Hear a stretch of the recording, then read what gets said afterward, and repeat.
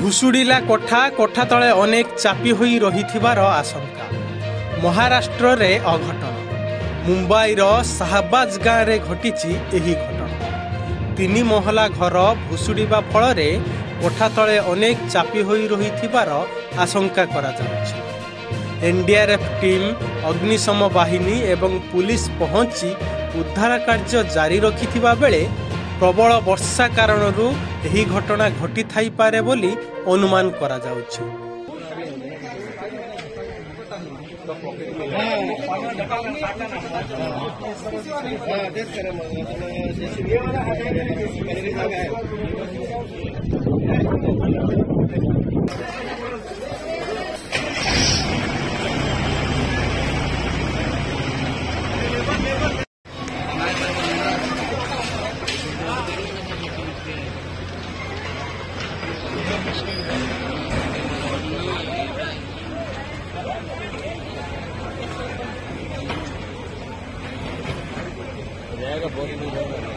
Bureau report, मो Odisha news.